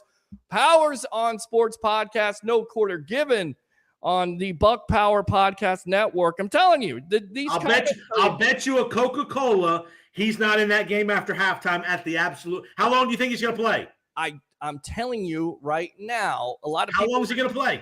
A lot of people, it depends on what the start is of the game. If they struggle, I'm telling you, he's going to want to stay in the game. If Donovan Smith's playing, if Donovan Smith's out of the game, is he going to be in the game? I don't know that, but I'm telling you right now, he was in the game when they were down 35-7. Why are you putting a quarterback in the game that's down 35-7 besides it's his hometown? Okay, Silent. The reason he won't be in the game very long this week is they scored 31 points last week. Okay. If they would have scored 3 points last week, then yeah, you might have a point. They scored 31 points last week. That was my point. If they struggle in the first half, I could see him staying in the game. I could. I completely disagree. Okay. All right. Let's go out to the comments here. Let's see here. Bears will have the first pick. We shall see. Colts are tanking. Dave says, Night Harry. Dave, again, I think Jensen comes back in the playoff game, and then the running game improves. Do you agree with that? Jensen comes back for the playoffs? We have no idea what his physical condition is. We don't know, have no idea what the status of his knee is. Todd Bowles, again, has been pretty tight-lipped. The whole organization's been pretty tight-lipped on the Jensen situation. I don't know. I mean, again, that's going to be a medical decision completely. Okay. I mean, I think that's going to be a decision where maybe next week, if he's close, Jensen might tell, hey, Bowles, I'm going to play. I want to play. We'll see what happens. Okay. I think there's a possibility he definitely plays because why would they even let him practice if there wasn't a possibility? I think this has been the plan all along. They want to see if he's healthy or not. Yeah. He might not be healthy, though. Right. He may not be healthy, but he's going to have a couple of weeks to see if he can get healthy. Either they play him in this game, which we haven't heard anything of that substance come out, but you like to see him play in this game to get some rest. I agree. If he could play this week, you definitely put him in the game for 10 or 15, 20 snaps if he can. No doubt. If he comes in, does the run game improve in your opinion? My question is, does he come in at center or guard? That's a good point. There's talk that he remember he was a guard previously. Sure. In Baltimore, you could potentially put him at left guard. Yeah, that's certainly a possibility. Absolutely a possibility. Let's go out to Jim here. The Bucs will pick and choose this Sunday, depending on health. No Donovan, no Wirfs, no Carlton Davis, no Julio, no Edwards, no Vea. Again, you're exactly right. It is all about the health. But again, from these comments, it certainly seems like Brady wants to play. Now, does he play the whole game? Did Brady not want to play with Belichick too? And what did Bill tell him? Hey, you're going to play 2 series and sit down. Well, from the comments, again, a lot of people assumed that he wasn't going to play in the game at all. What I'm telling you, it comes down to Tom Brady if he wants to play. Todd Bowles is not Bill Belichick, okay? Let's not compare Todd Bowles to Bill Belichick. The concept is the same. Hold on. It is the concept is the same because the difference is the reason why Brady left New England in the first place is so he doesn't have to deal with the BS here in Tampa. He knows that he can get over on Todd Bowles. He got over on Todd Bowles all year long. If BA were the coach, it'd be different. But it's Todd Bowles and Byron Leftwich. So don't give me that nonsense that he's going to do it because he did it for Bill Belichick. Bowles and Leftwich don't have that type of stroke. Again, does Tom Brady have some influence on things? No doubt about it. There's no doubt. But if you think Tom Brady's making every decision, you're wrong. You don't think he's making every decision? You don't think he's making every decision to not go to Mike Evans in that game? You don't think he's trying to go to Julio Jones? He's going to Leonard Fournette. He's got Rashard White, and you stop playing him because why? You don't think he's going to Cade Otton because he doesn't have confidence in him. Of course it's Brady. It's all on Brady. What are you talking about? They've done everything. This organization has done everything in the vein of Brady. Brady's making the decisions. So you're telling me the last 11 weeks, the reason Mike Evans didn't catch a touchdown pass was because of Tom Brady? It's a possibility that he doesn't have confidence or doesn't see him. I can tell you what you see on film. He's open and he's missing him. He's either not getting the time or not looking towards him. But to sit here and act like this is all on Byron Leftwich and Todd Bowles and not Tom Brady is kind of naive. Just saying. No, Jason Light and Todd Bowles are making this decision this week relative to playing time. That is a organizational decision. And that who makes a lot? And who makes a lot? So you're telling me, Peter, hold on. Hold on. Who makes a lot of the decisions? Who's made a lot of the decisions on roster with this team? When Antonio Brown was not wanted by BA, who was the one who called for it? Tom Brady. When Rob Gronkowski came out of retirement, he went to Jason Light. He got Jason's light ear. They made the trade for Rob Gronkowski. When he wanted Leonard Fournette, Tom Brady was behind it. Okay? So let's not act like Tom Brady. Influence and being the GM are two different things. He has a lot of the influence. That's the reason why more than likely he's going to stay in Tampa, because there's not a team out there that's going to give him that type of influence. Okay. Let's go out to Dave here. Brady sat in 2020 after the half in Detroit. I think it's the same play even if they're down. That's certainly a possibility. But from these comments right here, he is not only talking about playing, he is talking about improving this offense, which throughout the year has struggled mightily. And if Tom Brady is talking about this, then I certainly think it's a point of emphasis. That's all. And you can sit here and say all day long, we don't speculate. That's what we do here on the Sports Lab. If you're not speculating, what the hell are we doing? But let's speculate with some reason. Let's not just speculate. I just gave you these comments, and I also gave you the point of emphasis that Brady was still in the game when it was 35-7, and all you could say is, okay. Let me ask you this. Okay, and let me give you the reverse of that, Peter Blake. Yep. If the Bucs were winning 35-7, would Tom Brady still be in the game? More than likely he would be, but that's different from being down 35-7 because you have no chance to win the game. That's why. And you have no chance of losing the game up 35-7. You're absolutely right about that, and that's why I say at all, it's making my point even more crystal clear. The NFL is a different story than college football. And it is a different story. The starting quarterbacks, they play virtually all the time, no matter the score. Very rarely do starting quarterbacks come out of the game. I'm telling you right now, it's a different story when you're dealing with Tom Brady. That's what it comes down to. Like it is with Aaron Rodgers and Jalen Hurts. It's not Aaron Rodgers doesn't want to play the whole game. He's getting blown out. He doesn't care if he's going to play the whole game or not. He doesn't care if Jordan Love starts. He does.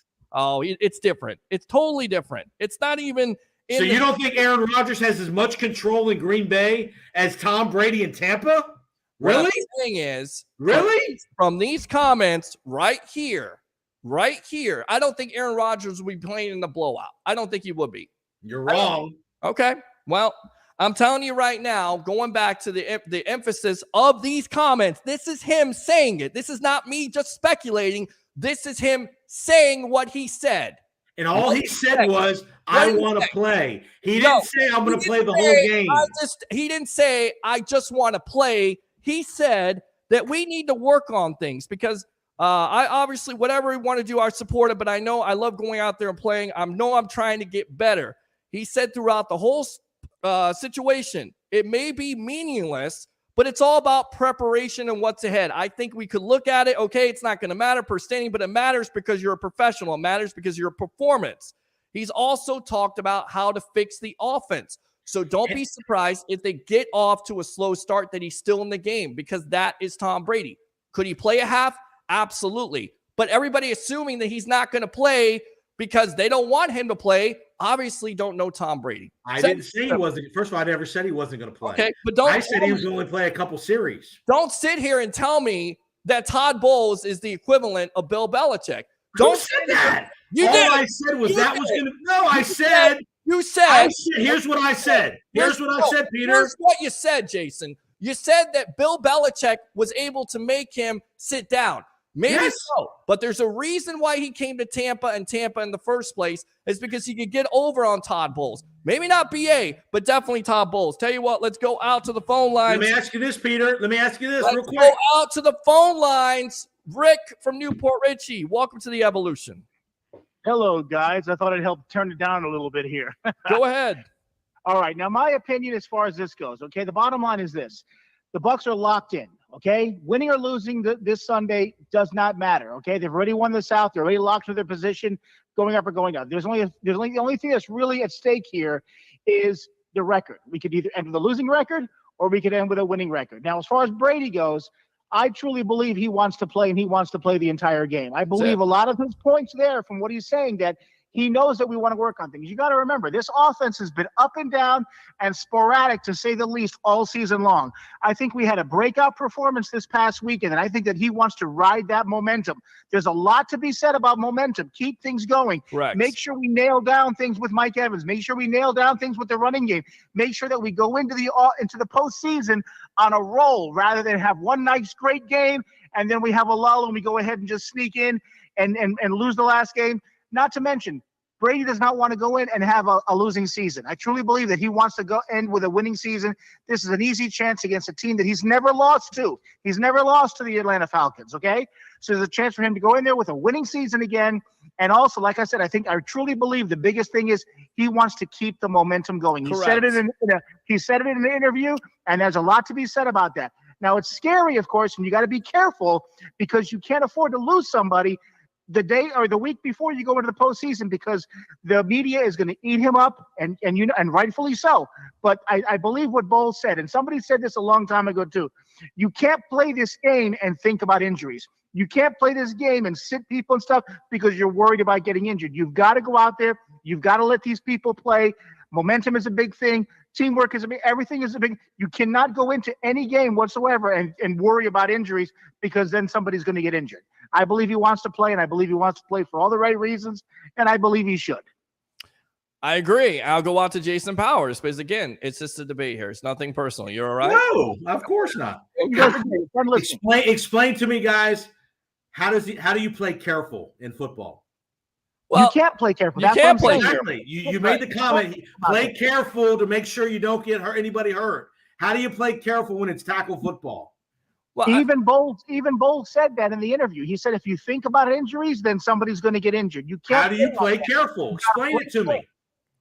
I'm saying that you're not going to play careful. You have to be careful with when you keep people in there, when you pull people and stuff like that. That's what I'm talking about. Are you going to be happy? Are you going to be happy if it's Brandon Walton, Luke Gedeke, the backup center? If that's your offensive line, but Tom Brady wants to get his snaps in, are you going to be okay with that? I'm not necessarily going to be okay with that, but remember this. Why? He wants to play. He makes every decision. Well, listen, if the coaching staff puts in Brandon Walton and Luke Gedeke at right tackle, more than likely he's not going to be in the game. They're going to have to play. He makes all the decisions. Listen, Jason, you can twist it all you want to. Hold on, Rick. You can twist this all you want to. But if you're going to sit here and say that Brady, and be naive about it, that Brady's not making a lot of the decisions on this team, then I hate to tell you, you're absolutely on drugs. Also, remember this, okay? Brady gets rid of the ball quicker than anybody in the history of this game, pretty much, okay? So Brady doesn't want to get hurt. You know that. Brady's looking forward to the playoffs. He's going to get rid of the ball quick. Yes. So, and also, remember who we're playing. We're playing an Atlanta Falcons team that's pretty much got no pass rush. They've been eliminated since last year, so they're bringing nothing to the table, no reason to do anything. I truly believe this is just going to be a game that they're going to play just because it's on the schedule. That's it. Good stuff, Rick. Let me go ahead and keep on asking you some of these questions here. Do you feel confident going into the playoffs now that the Bucs have clinched the NFC South? I feel confident going into the playoffs as long as we continue to get healthy. I heard that Jensen's probably going to be coming back. Wirfs is still going to be in there again this week, which means he's okay.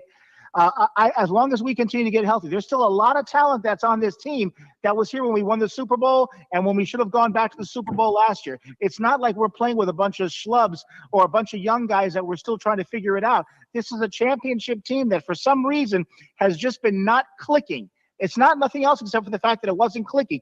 But we've seen moments of it. We saw moments of it in Berlin. We saw moments of it the first half against the Bengals. And we saw moments of it this past Sunday. So they've got it there. It's just a matter of bringing it all together at the same time. And if we can continue to do that and continue to get healthy, I don't think there's anybody that we can't beat. My concern right now, I was really loving to bring in the Cowboys over here. But now the more I think about it, I'd much rather the Eagles falter, bring them down here for that first playoff game, and then play, the Cowboys up in Cowboy Stadium if we have to, rather than go to play Philadelphia in the snow.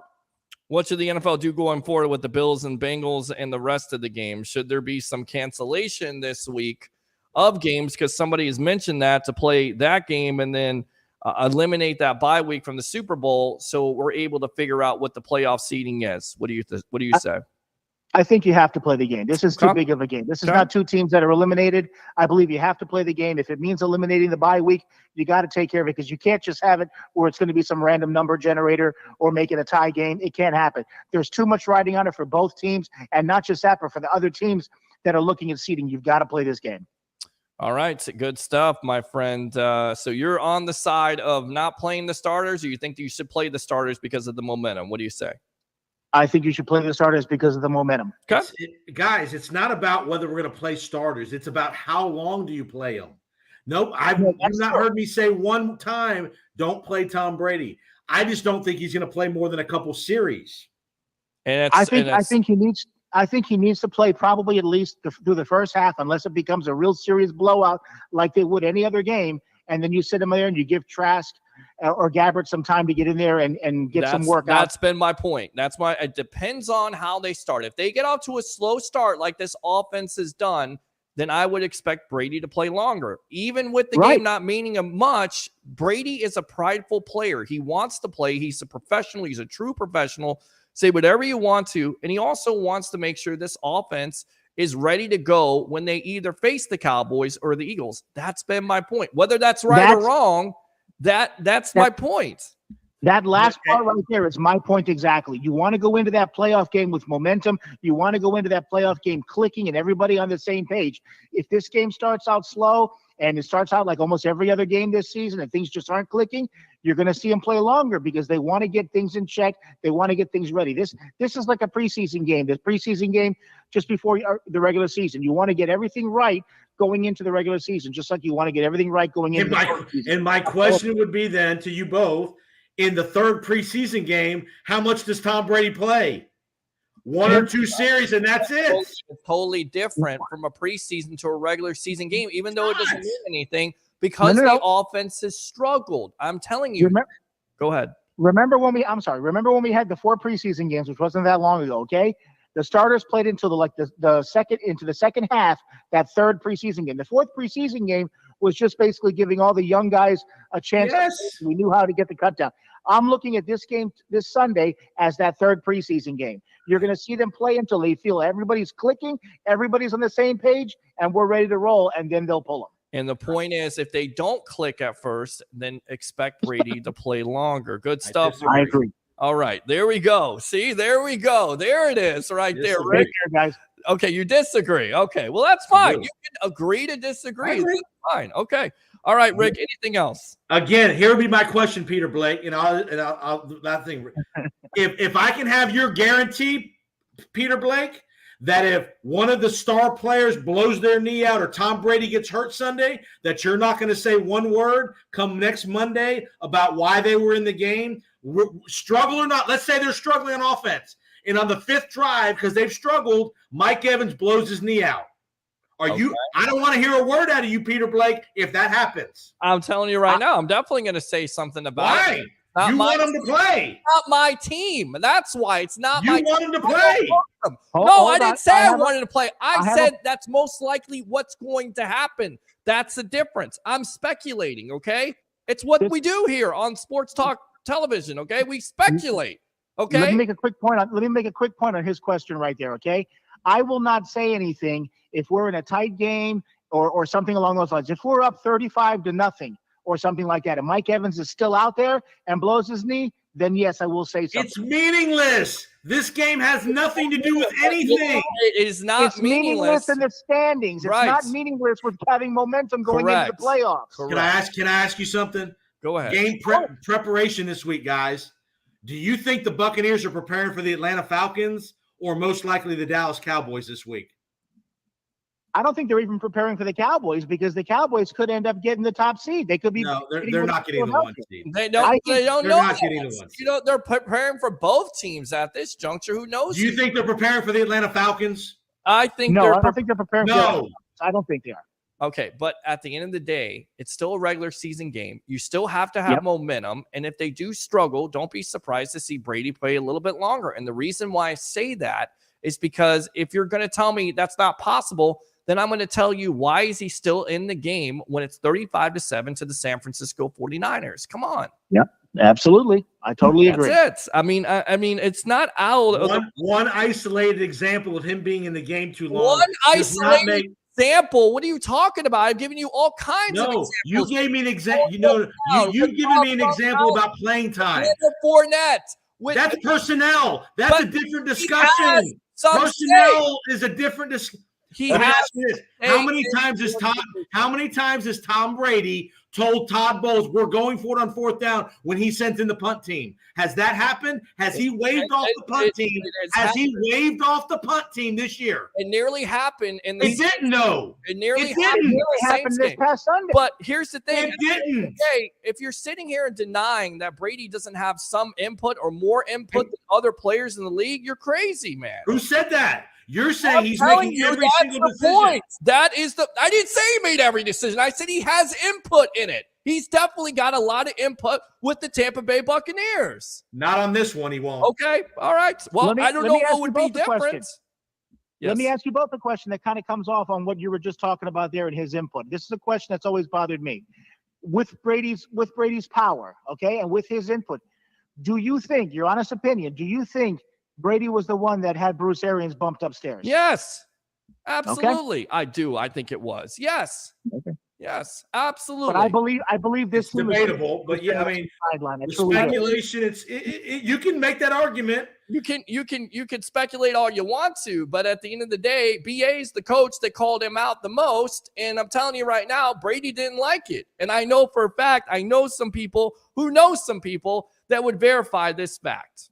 I believe you. And Belichick called Brady out for 20 years. Right. And I believe it. But he didn't do it. He didn't do it in the media. That was the difference. No, Belichick didn't. BA did it in the media, and that rubbed Tom the wrong way. That's what I think. That is 100% true. But I like Bowles a lot. I really do. I think he's a great guy. I think he's one hell of a defensive coordinator. But I truly believe that there are some people out there that just aren't head coaches. Right. I think Todd Bowles is a great defensive coordinator, but I don't think he's a great head coach for this team. And I think this team is really missing Bruce Arians. I agree. All right, good stuff, Rick. Let me go ahead and give you the Byron left. How about them Bucs, baby? Appreciate the call. Use that second call here on the Evolution, all right? All right, good stuff here. I want to let you finish up because I know you got to run here in just a little bit. Jason Powers, go ahead and promote yourself here on the Evolution of Sports Talk Television. Powers on Sports podcast. Check it out. No Quarter Given podcast. Peter Blake and I get a spirited chat about playing time even more. All things Bucs and Florida Football Insider. Those are the 3 places. Go to the YouTube channel, Jason Powers Sports Channel. Subscribe. You'll see all the video content for all the interviews we do, and we'll keep up the good work. We're okay to have a spirited chat. It's okay. Yes, that's all right. We're still buddies at the end of the day. Jason Powers, Powers on Sports podcast. No Quarter Given. We shall see on Sunday. And if we're gonna bet a beverage. All right, we'll bet a beverage. What's your over/under on when Tom Brady exits the game?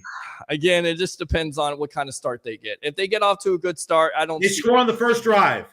They're still. He's going to play a whole half. I think that's what happens. So the over/under is a half. We'll say half. I'll take the under. If it gets to halftime, I buy you a beverage. If he's still in the game and they've got the ball at the end of the half, and he's running a 2-minute drill, beverage on me.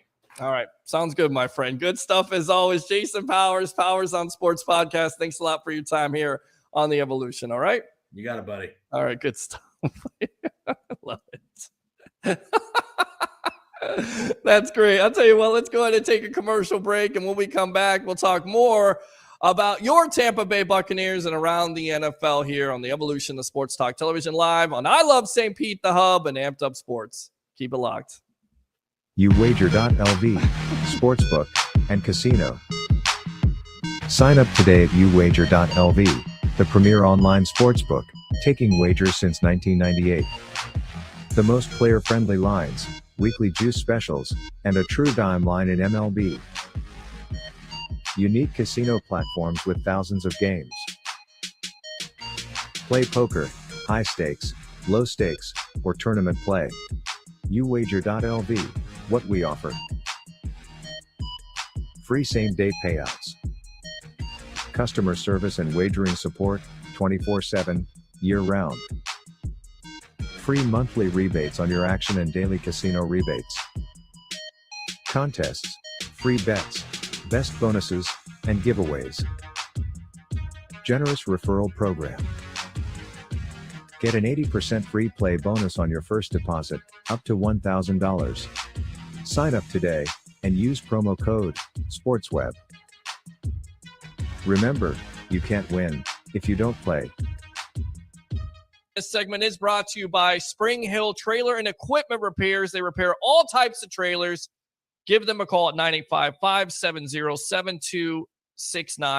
Welcome back to the evolution of Sports Talk Television. It's the Sports Web. I'm your host, Peter Blake, giving you something to think about. Thanks to Jason Powers there. All right. Well, somebody wants to call on the phone lines. I was about to give out the phone number, but you guys know it. 727-255-0391. Let's go out to Ed here using his second call. Welcome back to the evolution, my friend. What do you have to say? Man, you guys sound like Skip Bayless and Shannon Sharp, man. Well, don't we? I mean, that was pretty spirited debate, wasn't it? And we respected each other. We didn't take off our glasses or do any strange stuff or walk off set or anything like that. It was just a good spirited debate. Where do you lie on this debate, Ed? I think that Brady will probably play because Brady is Brady, and at the end of the day, there's not too many out there that can tell Brady what to do. There you go. That was my point. With Abram, with Bruce, coach last year, he called out Brady all the time. It was evident that Brady didn't like it, and next thing you know, he's not in the press box. So there you go. There you go. I think that's certainly a valid point, isn't it? And again, for me, it's not just about playing time. It's about the influence on this organization. Has he had a part in signing Antonio Brown? Yes. Has he had a part in signing Leonard Fournette? Yes. Has he had a part in signing Rob Gronkowski? Yes. Has he had a part in the play calling on this team? Yes. Has he had a part in personnel on this team? Absolutely he has. And if anybody says he hasn't, then you're not watching. Well, I can tell you for a fact he did have a lot to say about Antonio Brown. Of course he did. Probably having buyer's remorse after that. Of course, and it was probably a rip between BA and him because we know that BA many a time said Antonio Brown wasn't going to be on this team. He said in public, during a press conference, he's not playing here. He's not playing with my team. Right. And next thing you know, he signed. That's it. So apparently Brady came in and said, "Hey, you got to sign this guy. This is my guy. I'll take responsibility. You got to sign him." So there you go.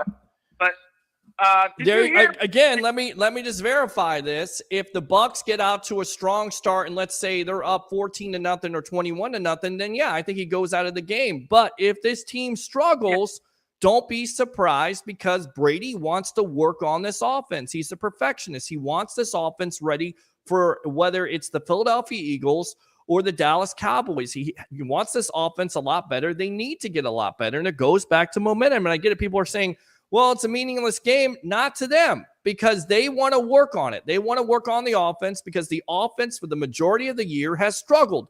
Now, did we see a lot more fireworks? Yes, we did. Absolutely. Was it because J.C. Horn was out? Was it because Carolina's not a great defense?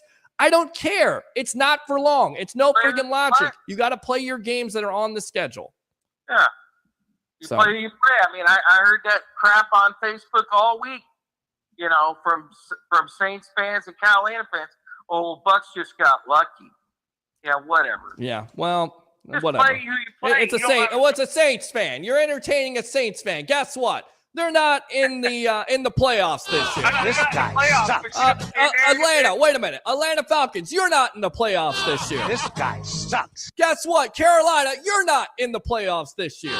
This guy sucks. So to all those fans, always welcome on the sports web. If you're talking stuff to my buddy Ed, shut the hell up.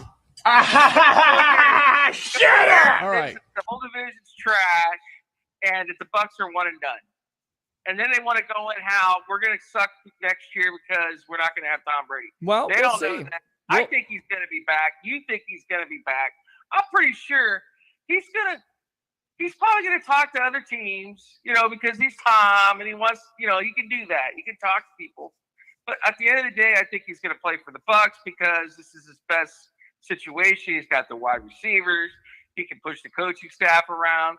I mean, he's going to be here next year. He's either going to be here next year or he retires. What's the reason why you chose the Bucs in the first place? Because he would have full autonomy and decision making. I certainly believe that. They have rolled out the red carpet for him. He's been able to make those type of decisions, whether it's on the field with personnel or off the field with personnel. Again, if anybody says that's not true, look it over again. He's got Jason Light's ear. We know this. We all know this. It's not speculation. He's definitely done this. So again, save me the nonsense of, Brady doesn't make some decisions on this team. He makes a lot of the majority of the decisions. And I've said this on my show over and over again. He's the main reason why this offense isn't as good as they need to be also.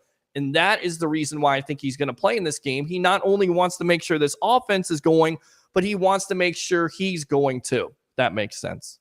That makes sense. Yes. Okay, good stuff. Good stuff, Ed. What else?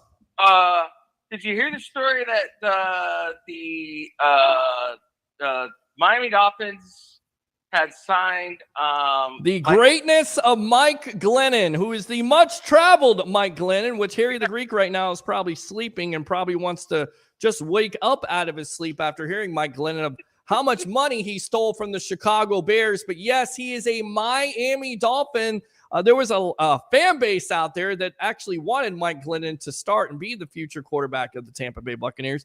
Thank God that didn't happen. But yes, Mike Glennon is signed with the Miami Dolphins because the Dolphins have injuries to Tua and Bridgewater. They're playing Skylar Thompson. I'm going to tell you right now, I feel bad for Dolphin fans, but to me, Dolphins, they're absolutely dead in the water because if you don't have Tua as your quarterback, you're not going anywhere. I don't care if you have Tyreek Hill, Jalen Waddle, Jerry Rice, Tim Brown, Marcus Duper, Mark Clayton, wide receivers like that, Rondé Gadsden. I don't know how I know all these Miami Dolphin wide receivers and receivers from the past, but doesn't matter, okay? If you don't have an offensive line that can block for a signal caller who's at least accurate and can throw the ball down the field like Tua has done all year long, you're not going anywhere.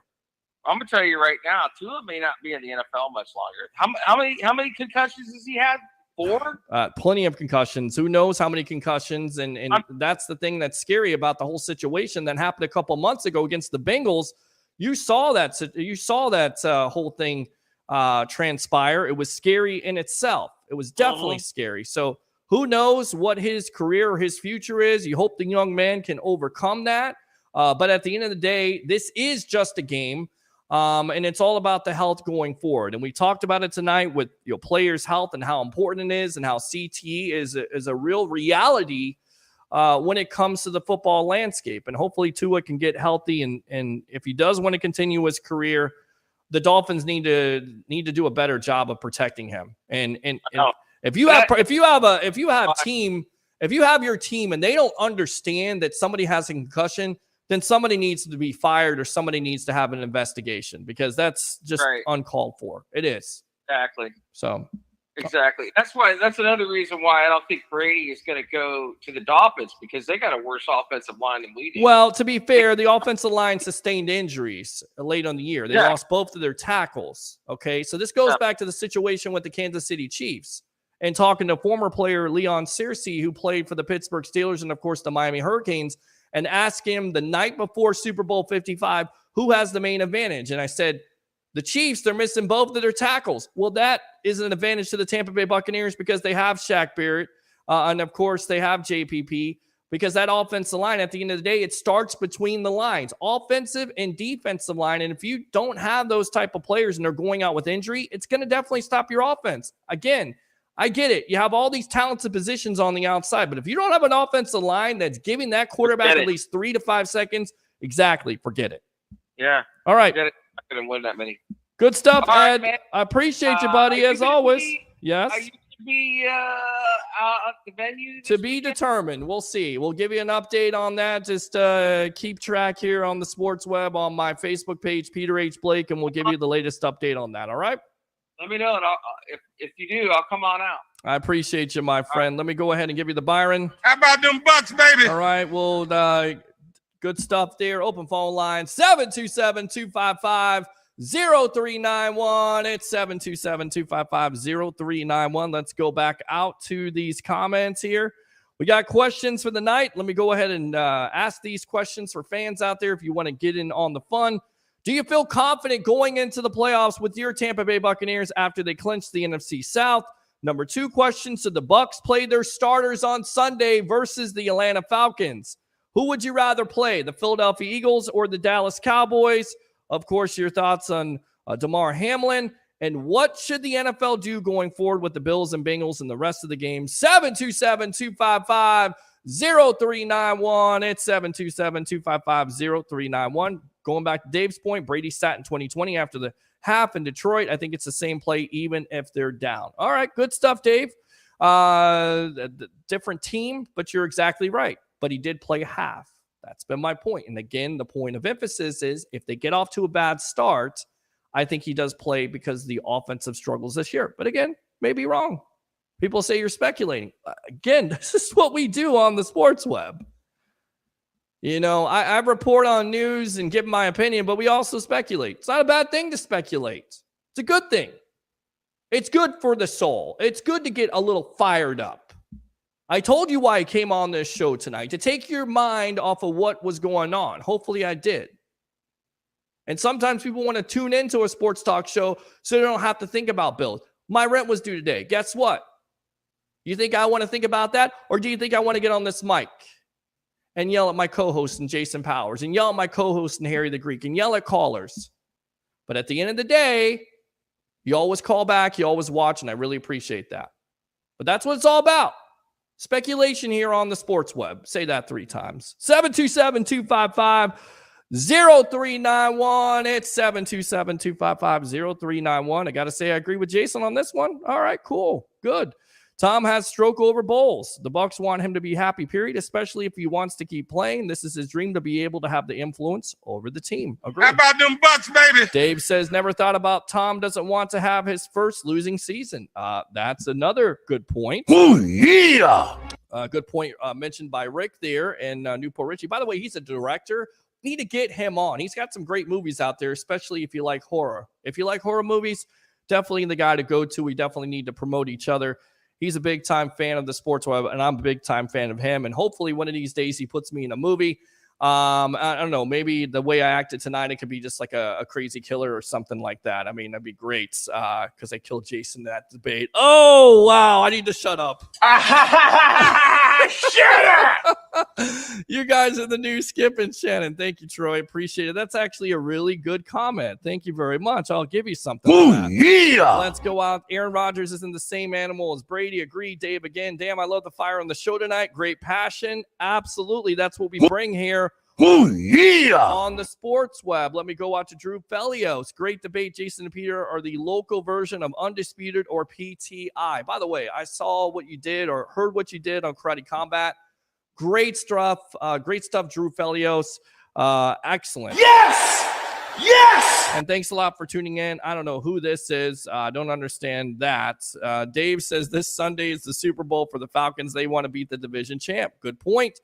Christopher Cole, I don't think we played the starters on defense. Julio blows his knee against the Falcons. It's fate. I think he's one of the players that was limited in practice or not even practicing. So who even knows if he plays? And at the end of the day, I think they want to treat Julio Jones as like a secret weapon to get to the playoffs. That's why they've tried to, moderate his playing time because they really feel like they can use him as a weapon against the Cowboys or the Eagles. There's just not enough players to sit all their starters. Dave, again, can we just agree no more suck up 50 plus field goals? I agree with that. And I don't like the call at all. And I understand that you want to kick a 53-yard field goal, but that's not his range. His range is 30. His range is 40. Maybe 50, maybe 50, 51. After that, you go any longer than that. And I get it. He has a longer field. I think it's like 54 or 55, his career high. You go any longer than that, you're asking for trouble. He's not the guy that has the big foot. He doesn't. Is he accurate? Usually. Not on Sunday, he wasn't. Without BA wouldn't have a Super Bowl. Absolutely. Dave says Carolina has a good defense. One guy's out. Horn, yeah, but give the Bucs props. The Bucs D has dealt with multiple injuries and shuffled players as much or more than most, but still kept it close. How about them Bucs, baby? Bucs are trash. Welcome to the party. This is what you get. This guy sucks. Let's go out to Troy here. Do you think NXT will bring back Kurt Angle? No, I don't, but I'm glad you talk wrestling tonight. No turnbuckle talk. Sorry about your damn luck, but you get this. Shut You need to put up a Doug Martin jersey behind your wall. How about this? This guy sucks. All right. So open phone line 727-255-0391. It's 727-255-0391. You know, going back to it, because we kind of glossed over it being at Whiskey Wings in Tarpon Springs. We missed the play probably of the day there with Jake Carmada and the punt, where he gets a bad snap. He runs. He makes a heads-up play. Great IQ by the punter to kick the ball. Even though you're picking up a penalty, you still get the ball at the 1-yard line. That basically saves the game for you.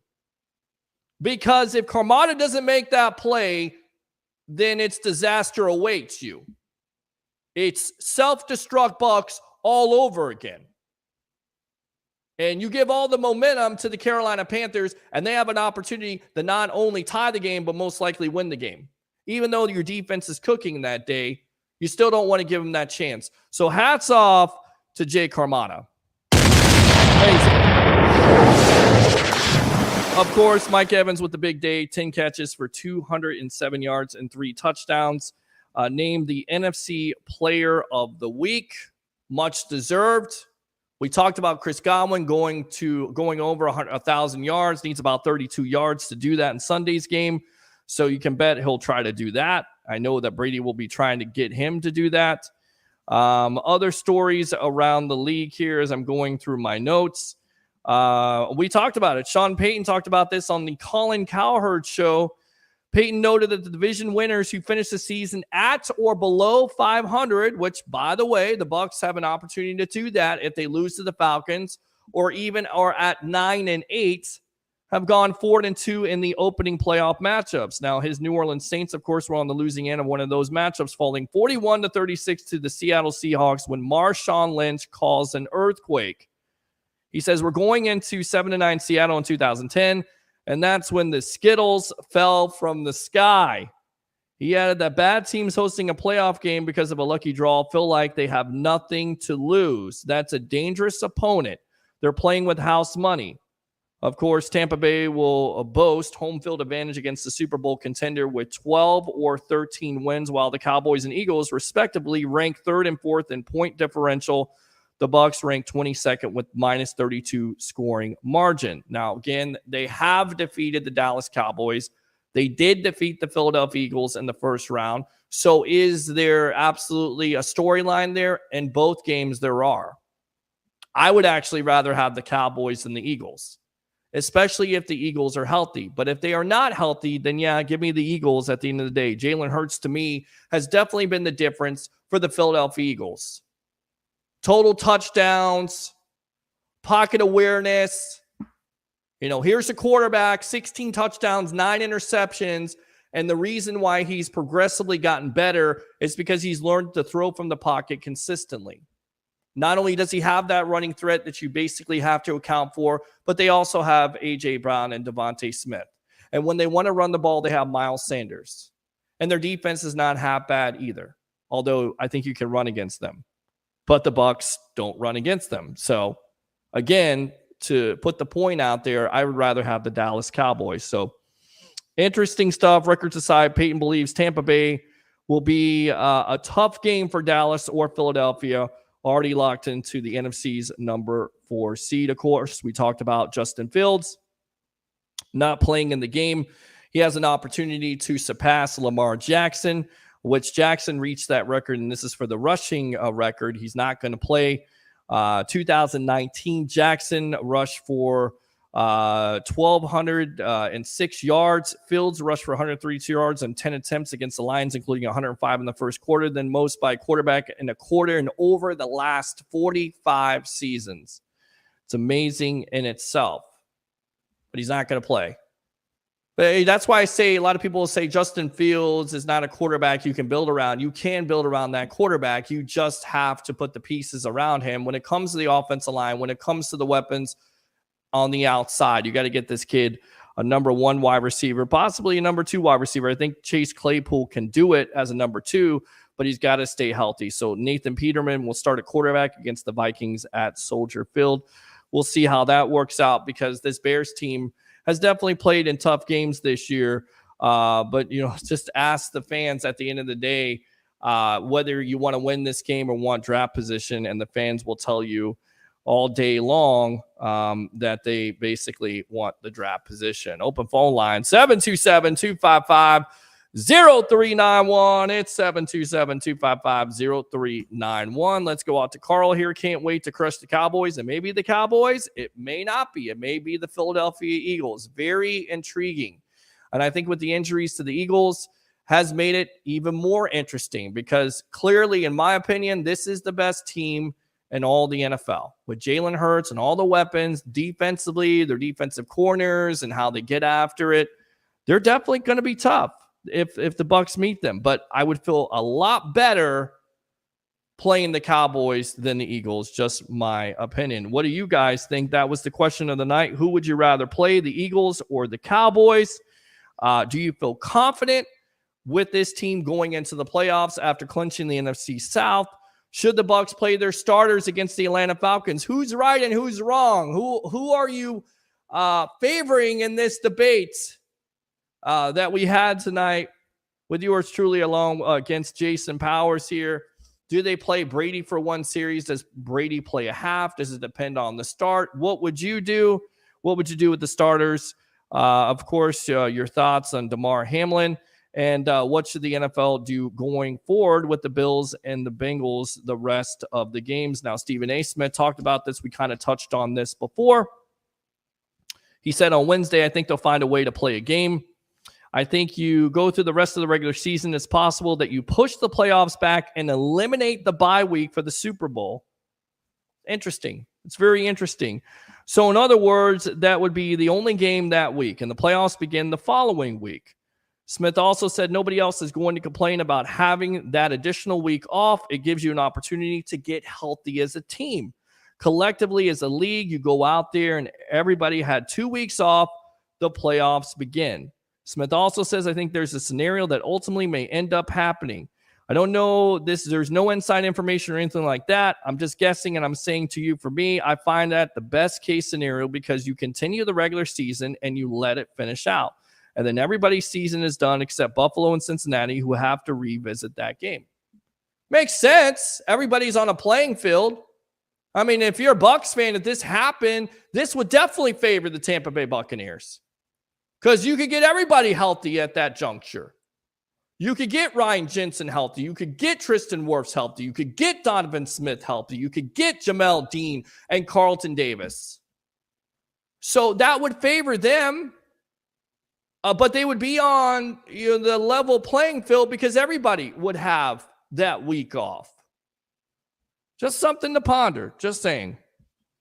So that was interesting in itself. We also talked about Mike Glennon today, his 7th different team and 7 seasons he has played for. And again, this is the greatness of Mike Glennon: the Bucs, the Bears, the Cardinals, the Raiders, the Jaguars, the Giants, and now the Dolphins right there. So good stuff as always. I tell you what, we're going to go ahead and wrap it up from here. Thanks a lot for tuning in. Thanks a lot to all the guests tonight. Mr. Harry the Greek, professional handicapper extraordinaire of 1252 Chicago Sports. And of course, Jason Powers, Powers on Sports Podcast and No Quarter Given. Check that out on the Buck Power Podcast Network. And do 3 things for me. on this happy Hump day edition. Bring your passion, bring your excitement. Just don't bring any nonsense. I'm your host, Peter Blake, your Rolex reporter. What time is it? It's my time. And Bucs Nation, it's your time. Have a great night.